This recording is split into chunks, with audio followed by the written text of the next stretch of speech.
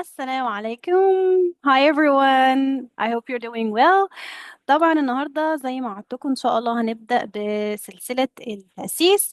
إن شاء الله هنعلم ولادنا إزاي يقروا، نبتدي منين، نعمل إيه. برضو الفيديو ده مناسب، والسلسلة دي إن شاء الله هتكون مناسبة جدا للمدرسين اللي مش عارفين يأسسوا الطلبة صح إزاي. طبعا في الأول هوجه كلام للمدرس وللأم. نصيحتي ليكي طبعا إن لازم تكوني على علم بالإنجليش، يعني مش أي حد يعلم الإنجليزي لأولاده لو ما عندوش اي خبره او خلفيه عن الموضوع، او ما خدناش كورسات، او احنا ما لناش قوي في الانجليش.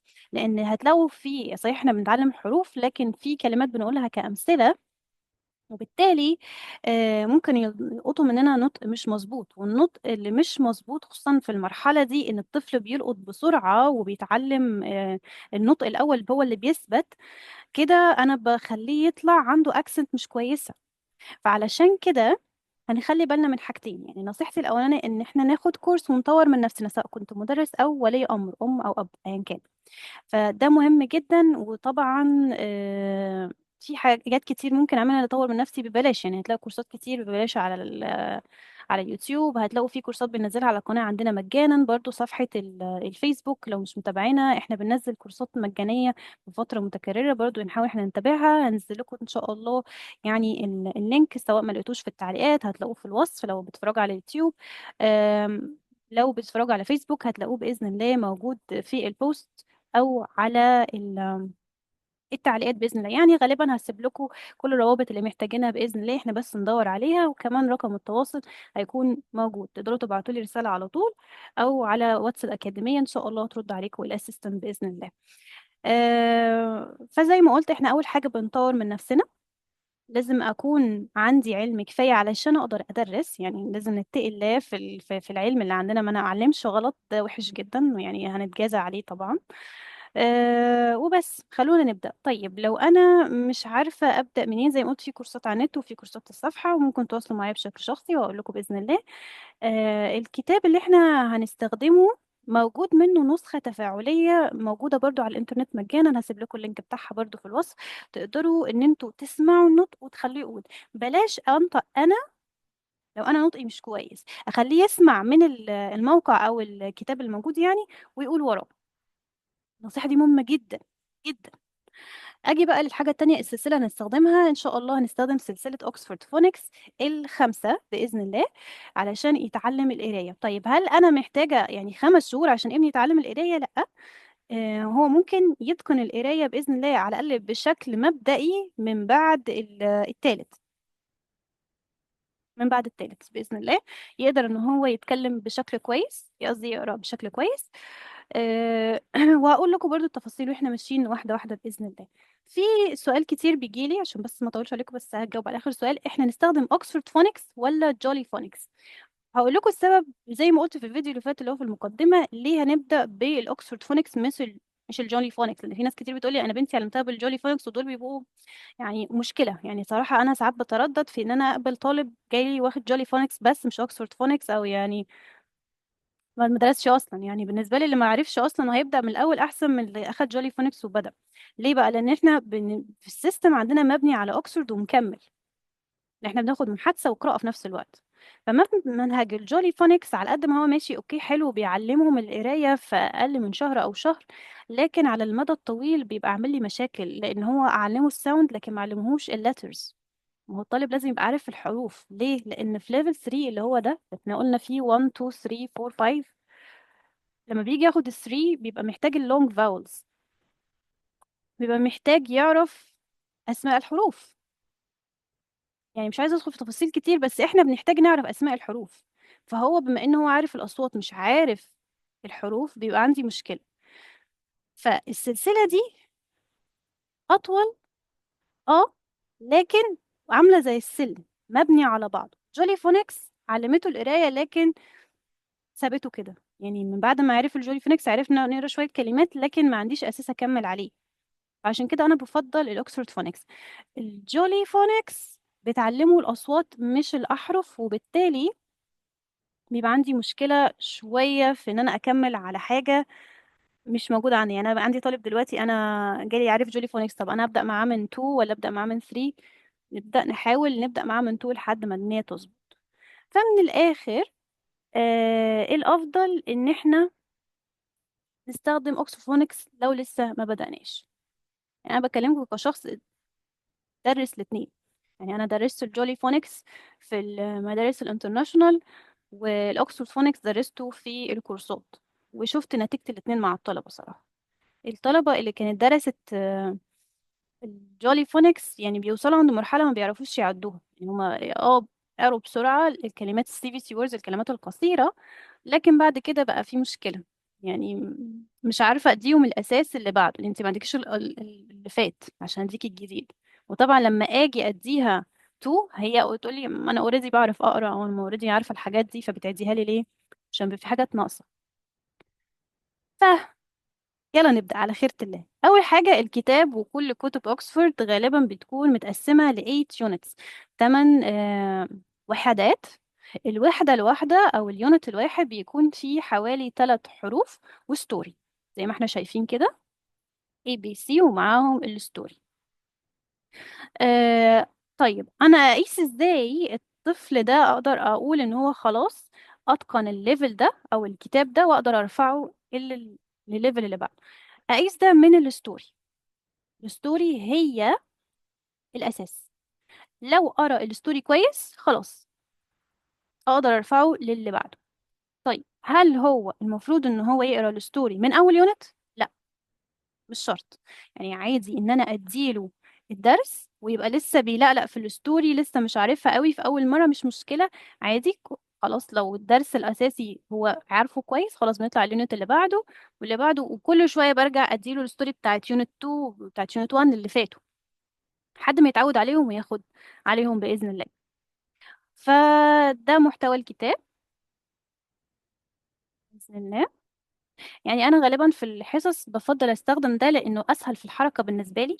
الكتاب اللي هبعته لكم بيكون فيه نسخة تفاعلية، يعني أنا هفتحه برضو أثناء السيشن النهاردة، وأقول لكم تستخدموه إزاي، بحيث إن انتوا لما تبدأوا مع الطلبة أو تبدأي مع ابنك تبقي عارفة تستخدميه إزاي. أول حاجة ابني بتبدأي معاه من سن كام؟ يعني صراحة التعليم، في ناس بتقول يعني من ما هو بيبي ممكن تقعدي تسمعيه حاجات وتفرجيه على التلفزيون مثلا على حاجات تعليمية، هيستفيد. في ناس بتبدأ تدي الحاجات دي من سن 3 سنين، في من سنتين. يعني أنا في رأيي ده بيبقى حسب ذكاء الطفل، لكن واستيعابه وحبه للموضوع. ما تغصبيش عليه حاجة، ما ترخميش عليه عشان يذاكر ويمسك القلم. بصي لو كره الموضوع خلاص مش هيكره الانجليزي كله، مش هيتعلمه ابدا، ويبقى احنا كده عملنا يعني دمرنا ما بنيناش. ففي حاجات كتير ممكن تعمليها. يعني اولا لو هنبدأ من سن صغير، استخدمي بقى ايه؟ الفلاش كاردز. او لو مثلا لو عندك تابلت، بتجيبي بقى ايه؟ يعني احسن حاجة صراحة التابلت ده ان هو بيوفر عليا ان انا افضل ماشية بكاردز. يعني مثلا انا عندي هنا الاي، ابتدي مثلا عندي حرف الاي فاقول له ايه؟ ابل. ابل، واجيب له شكل التفاحة واكبرها كده. ها، اه، اي، ابل، مثلا يعني. طبعا هقول لكم الطريقة دلوقتي.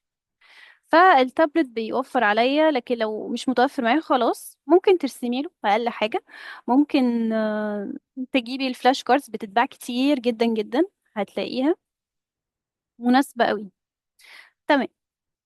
نبدأ بقى دلوقتي. انا عندي طالب مثلا، هعمل معاه ايه؟ اول حاجة احنا نبقى فاهمين ان في الون بديله اسماء الحروف مش صوتها. وان كله لاسماء الحروف مش اصواتها. طب ازاي؟ طب نقول له بص يا جماعه، ما ينفعش يبقى طفل لسه صغير وانا جايه داخله اقول له دي اسمها ايه وبتترسم كده وبتترسم كده، دي الكابيتال ودي السمول، اسمها ايه وبتتنطق وعليها ابل. ايه ده كله؟ يعني تخيل لو انت بتتعلم الصيني، او لو متعلمي الصيني وبيقول لك ده الرمز الفلاني وده الرمز السمول بتاعه واسمه تشو وبنطقه او ومش عارف ايه، وعليه الكلمه كذا. ليه ده غلط؟ انا لما باجي طالب اعمله تحديد مستوى يقول لي اوري له حرف يقول لي ابل. ما تقوليش ايه، لانه اتعرض لمعلومات كتير قوي فلقط منها واحده. ابل هي دي اللي فاكرها لي، دي ابل. يعني شايف حرف الايه افتكر ان ده ابل. عشان كده في البدايه انا بعرفه ان ده اسمه حرف الاي وبيترسم كده، الكابيتال. في طلبة ينفع تديهم الكابيتال والسمول مرة واحدة، وفي أطفال بيكونوا مثلا سنهم 3 سنين أو أصغر مش لازم تديله سمول من أول مرة. خلاص. فاختلاف الأعمار كل دي حاجات أنا اتكلمت فيها. دلوقتي أنا هتكلم في إيه وأشرح الدرس بناء على إيه؟ بناء من على الطلبة اللي سنها من حوالي 5 سنوات أو 4 سنوات ولسه ما بيعرفوش القراية. بس ده طالب كبير شوية وعرف. الأمهات بقى زي ما قلت لك، انتي محتاجة بس تعرفيه اسم الحرف وشكله. لو يعرف يمسك القلم ويكتبه حلو جدا. لو ما بيعرفش ممكن تجيبي بقى حاجة اسمها زي الساند بورد، بيبتدي ترسمي له على الايه، على الرملة، وهو يرسم لك بصباعه كده، او على التابلت، يعني هتلاقي في حاجات كتير. طيب هل لازم يعرف الأمثلة دي؟ لا. فبس نعرف ان الشكل ده اسمه A. A what's this؟ A. يعني في ناس تقول A، لا هو بس A. خلاص. في النسخة التفاعلية تلاقيه بيشغل هنا بيقولوا ابل، وفي فيديوهات، الفيديوهات مهمة قوي يسمعها.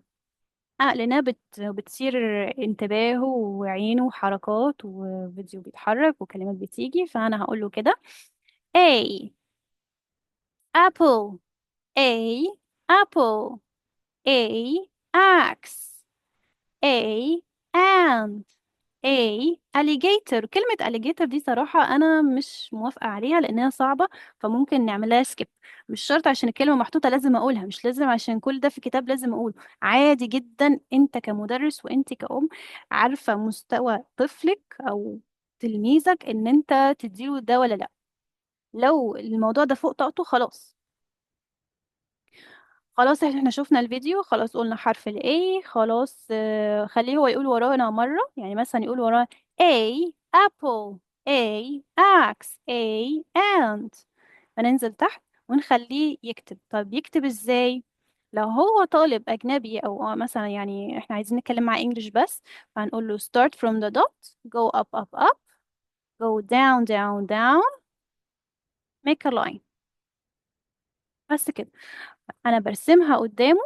ولو يا سلام بقى لو معايا بورد برسم له عليها واوريها له. انا لو مش معايا بورد بقوم جايبه كراسه بس، يعني مثلا ادي بورد اهي احل عليها. تمام، مثلا ادي بورد ومرسمه له كده اهو في الشاشه، عشان لو مثلا بديله اونلاين. اوكي start from the dot, go up up up, down, make a line. بس عشان ايدي مهزوزه فمش عارفه، يعني غالبا بكون مثبته دي. تمام. فبس برسم له حرف الايه وبرسمه له كذا مره. اقول له طب يلا، لو قال لي مش عارف بعملها معاه تانية. لو انا هو قصادي بمسكها ايه، امسك ايده ونعملها واحده واحده. ويا ريت يا ريت من اولها كده نعلمهم ان هما ايه الخطوط دي، ايه لازمتها. ان في حروف الكابيتال بتعلى عن ال3 سطور. يعني شايفين ال3 شرط دي؟ ادي 1 2 3. طب نطلع بقى، ادي وفي نقطه هم حاطينها لي عشان ابدا من عندها. فمثلا انا باخد نقطه وابدا بالنقطه دي للنقطه دي. ممكن تنقطوا له عادي، ده اسمه tracing. مثلا تمشوا عليها كده اهو، وبعدين ينزل تحت وننزل ايه خط. انا كده استخدمت ال3 سطور. بص بقى في السمول انا ما بستخدمش الخط التالت ده خالص، عشان ده المفروض ده السمول. بنبتدي نستخدمه كده اهو برضو، ونبدأ نستارت from the dot ونعمل half a circle then make a line.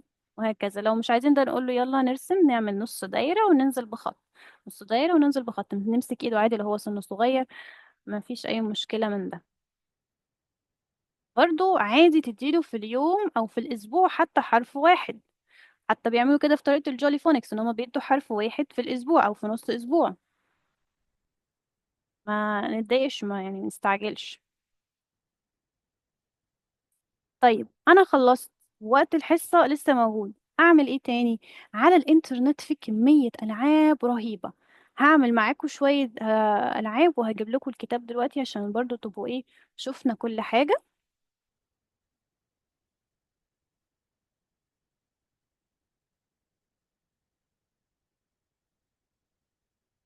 اللي كده اديني كده جبت جوجل. انا هعمل ايه دلوقتي؟ الاول هنجيب الكتاب الانتراكتيف. زي ما قلت انا ما بحبش استخدمه بصراحه قوي في لما بكون بسجل، يعني لان هو ممكن يعني ياخد وقت في التحميل، بس هوريكم دلوقتي. بكتب اسم الكتاب اوكسفورد فونكس، يعني بالعربيك. مم. يعني هو بيحمل برضو اغلب الحاجات. اوكسفورد فونكس 1. بيلدر.